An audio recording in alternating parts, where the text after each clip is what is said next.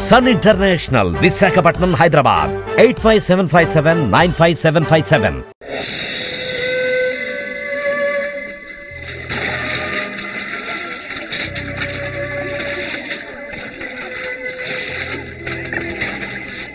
వచ్చే జానకి, ఇది లోపల ఏం చేస్తుంది? నిద్రపోతుందా? త్వరగా బయటికి రావే. నువ్వేంటి ఇక్కడే నిలబడ్డావు? అడ్డం లేదు, స్నానం ఎలా చేస్తారు? అడ్డం కావాలా? నీ అందాన్ని ఎవరు చూస్తారే? ఆ లలిత శాంత వట్టి టవల్ కట్టుకునే స్నానం చేస్తారు తెలుసా? వేషాలు లేకుండా వెళ్ళి స్నానం చేసిరా.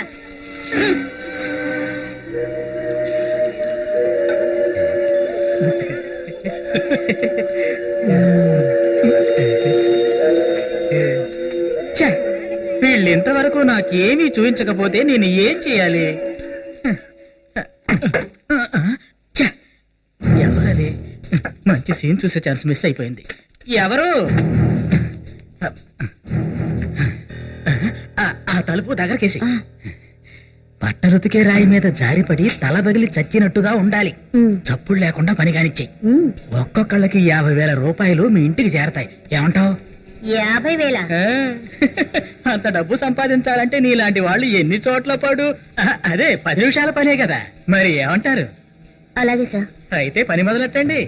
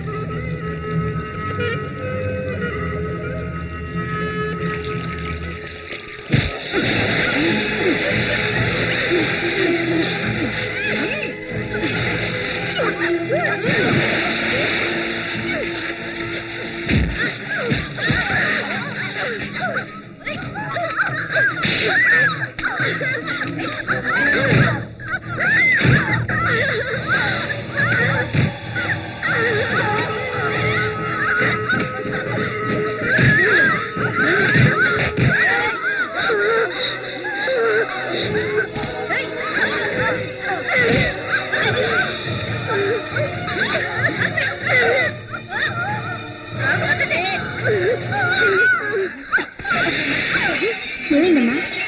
ఏమైంది నీకు? రక్తం వస్తుంది. త్వరగా లేకుండా అమ్మాయి, త్వరగా హాస్పిటల్ తీసుకెళ్ళండి. త్వరగా చేత పట్టుకో. నీ పేరు? ఎన్నేళ్ళు? సరే, అక్కడ వెయిట్ చేయి, డాక్టర్ వస్తారు. ఇక్కడే. నెక్స్ట్.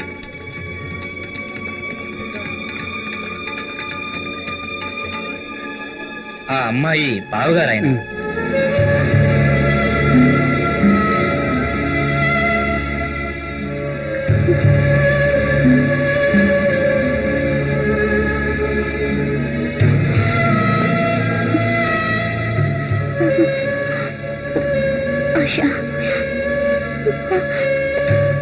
Hello David.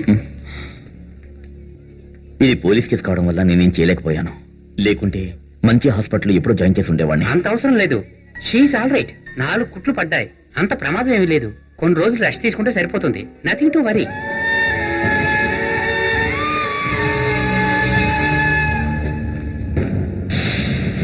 సార్, ఆ వంతు నాయనే చంద్రారెడ్డి, మహిళా జైలు జైలరు.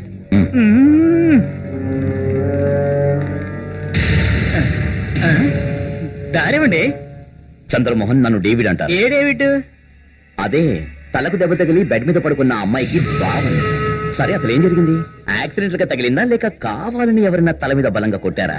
చెప్పండి. అదేమిటంటే ఆ అమ్మాయి చూడటానికి మరీ అందంగా ఉంటుంది కదా. ఆడ ఖైదీలలో కొంతమంది వెలయాళ్ళు ఈ అమ్మాయిని వ్యభిచారం చెయ్యమంటే ఈ అమ్మాయి ఒప్పుకొని ఉండకపోవచ్చు. ఆ ఘర్షణలో ఈ అమ్మాయి కింద పడి తల పగిలిపోయింది. మరి అవన్నీ డీటెయిల్డ్ గా రిపోర్ట్ లో రాయడం గుర్తుందా చెప్పండి? రాస్తే ఎక్స్ప్రెషన్స్ ఇచ్చుకోవాలి. అందుకే జారి పడిందని కేసు క్లోజ్ చేసేసాం. టీవీ వాళ్ళేమో మాట్లాడితే కెమెరా మోసుకొని వచ్చేస్తారు షూట్ చేయడానికి. నాకేమో స్క్రీన్ ఫియర్. మరి నేను వస్తాను బ్రదర్.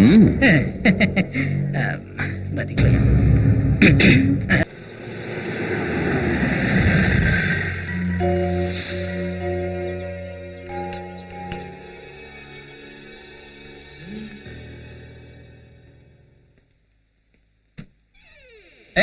ఎందుకు తలుపులు మూస్తున్నావు? తలుపులు తెరు. నీకేం కావాలి? సార్, సెషన్స్ కోర్టులో డాక్టర్ బన్నీపాల్ హత్యకు సంబంధించిన కేసులో ఆశ అనే అమ్మాయి తరపున రేపు నేను ఒక బెయిల్ పిటిషన్ మూవ్ చేయిస్తున్నాను. దాన్ని మీరు గ్రాంట్ చేయాలి. వేరే మార్గం లేక నేను మీ దగ్గరికి రావాల్సి వచ్చింది. నిజానికి మీ ఫ్యామిలీ అంతా మా వాళ్ళే అనుకుంటున్నాను. ఈ లోకంలో కొంతమందికి ఒక చెడ్డ అలవాటు ఉంటుంది. కష్టాల్లో మునిగిపోయి ఉన్నప్పుడు ఎవరో ఒకరి కాలు పట్టుకుని ఎలాగైనా పైకి వచ్చేస్తారు. సాయం చేసిన వాడిని తర్వాత పట్టించుకోరు. అది తప్పు సార్. నేను మీ దగ్గరికి ఒక ఫేవర్ కోసం వచ్చాను. భట్కారు మీరు చెయ్యాలి, చేస్తారు. లేకుంటే మళ్ళీ మీ దగ్గరికి రావాల్సి ఉంటుంది. రప్పించకండి, రిక్వెస్ట్ ఇది.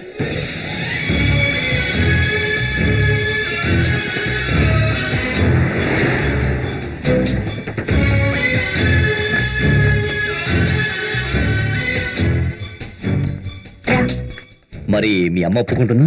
అది నేను మేనేజ్ చేసుకుంటాను, నువ్వు వెళ్ళు. ధైర్యంగా లోపలికి వెళ్ళు. ఇది మీ నాన్నగారి ఇల్లు. ఎందుకంటే నీకు ఆపద పొంచి ఉంది. అందుచేత నువ్వు సేఫ్ అయిన ప్లేస్ లో ఉండడం అన్నిటికంటే ముఖ్యం.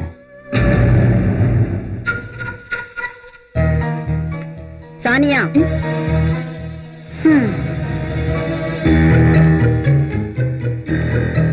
మమ్మీ, ఆశ కొద్ది రోజులు ఇక్కడే ఉంటుంది. అది నువ్వు నిర్ణయిస్తే సరిపోతుందా? నా ఇంట్లో ఎవరు ఉండొచ్చో ఉండకూడదో అని చచ్చే వరకు నేనే నిర్ణయిస్తాను. ఈ జన్మలో ఇవిడి మారదు. లేపెద్దామని అప్పుడే చెప్పాను కదమ్మా. ఈ ఇంట్లో ఉండే హక్కు ఆశకు కూడా ఉంది. ఆహా, ఆ హక్కు ఎలా వచ్చిందో తప్పుడు పుటక వల్ల వచ్చిందా? తను కూడా డాడీ కన్న బిడ్డ, నా చెల్లెలు. అందరికీ తెలిసిన పచ్చి నిజాన్ని నువ్వు ఒప్పుకోనంత మాత్రాన వచ్చిన నష్టమేమీ లేదు. నేనే ఆశని ఇక్కడికి తీసుకొచ్చాను. తన్ని లోపలికి అలౌ చేయకపోతే తనతో పాటు నేను ఇక్కడి నుంచి వెళ్ళిపోతాను. వద్దే, నువ్వు ఇక్కడే తగలడు. నీకు నచ్చిన వాళ్ళని ఇంట్లో పెట్టుకో, నేనే పోతాను. అదే మంచిది. కొన్ని రోజులు ఎక్కడికైనా వెళ్ళి బైబిల్ బాగా చదవండి. అప్పుడైనా వీళ్ళిద్దరూ కాస్త ప్రశాంతంగా ఉంటారు. సానియా, ఇదే నీకు లాస్ట్ వార్నింగ్. ఇలాంటి వాళ్ళని నా ఇంటికి తీసుకొచ్చి నీ ఇష్టం వచ్చినట్టు మాట్లాడడం నేను సహించను. చూడండి ఆంటీ, నేనేం తప్పుగా మాట్లాడటం లేదు. మీరే ఎక్కువగా మాట్లాడుతున్నారు. సోనియా, ఏం చేద్దాం? ఇంతకన్నా దర్జాగా బతకడానికి ఇదొకటే కాదు, నాకు చాలా ఇళ్లున్నాయి. నువ్వు వెళ్ళు డేవిడ్, తను నాతో పాటే ఉంటుంది. ఇక మమ్మీ కాదంటే నేను నీకు కాల్ చేస్తాను. ఇద్దరు సాక్షులతో రిజిస్టర్ ఆఫీస్ కి వచ్చేయి. అక్కడ మనం పెళ్లి చేసుకున్న తర్వాత తన్ని మన ఇంటికి తీసుకెళ్లిపోదాం. అలా అన్నావు, బాగుంది. సుబ్బు, బండి తీరా. అలాగేనా? అన్ని మర్చిపోయి హ్యాపీగా ఉండాలి. రా.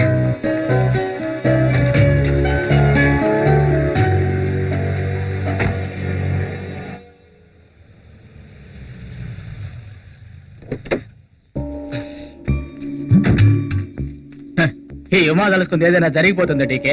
జరిగితే మరీ మంచిది. నీకు ముందే చెప్పానుగా, ఎంసీ పాల్ పెద్ద కొడుకు సైతం నేను చిటిక వేశానంటే రోబోలా డాన్స్ చేసుకుంటూ రావాలి. చెయ్యొద్దు, బ్రెయిన్ చెడిపోయిన రా వన్ వాడు. నేను ఒక వైరుతో వచ్చాను. వైరు పట్టుకొని బుష్ మొత్తం బయటికి లాగుతా. అయితే అదేంటో చెప్పు. బన్నీగాడి హత్యతో ఒక ఖైదీకి సంబంధం ఉందని నా అనుమానం.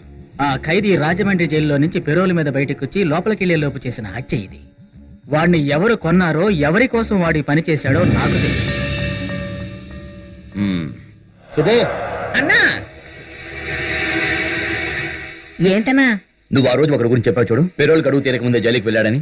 అదేరా, నాన్నగారికి తైలం పంపించాలని వాళ్ళ ఇంటికి వెళ్ళావే. గుండు గుండు గుండు బాబు. బాబు, care of Rajahmundry central jail. ఊహించాను వాడినని.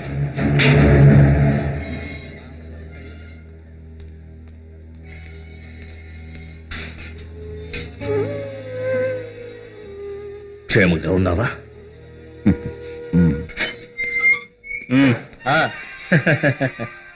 మీ తండ్రి కొడుకులిద్దరికి నేను మీటింగ్ పెట్టిస్తాను. రాజీవ్ గారు, నేను చెప్పానుగా ఆయన గురించి. అవును. తలుపుతారు. రా.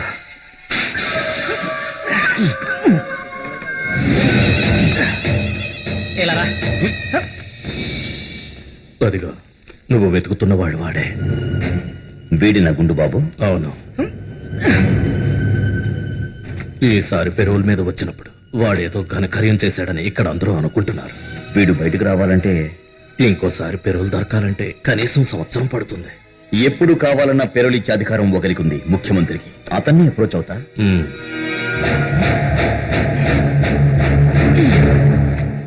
హోంశాఖ ముఖ్యమంత్రి చేతిలో లేదన్న విషయం నీకు తెలుసు కదా స్వామి. అన్నీ తెలుసు. ఏ విషయంలోనూ నిన్ను కలిసి ఇబ్బంది పెట్టకూడదు అనుకున్నాను, కానీ ఇందులో అంత ఇబ్బంది ఏముంది? ఈ మాత్రం కూడా చేయకపోతే పదవి నుంచి దిగిపోవడమే మంచిదని అనుకుంటున్నాను. ఇవ్వు. అవును, ఏంటో చెప్పు. అవును, అవుట్ ఆఫ్ ద వేనే. కానీ నాకు ఎంతో కావలసిన వ్యక్తి ఇప్పుడు నా ముందే కూర్చుని ఉన్నాడు. సరే నేను వెంటనే ఫ్యాక్స్ చేయిస్తాను. Okay, thank you. ఫోన్ చేసింది జైలు సూపరింటెండెంట్. జరగాల్సిందేదో జరిగిపోయింది స్వామి. Thank you.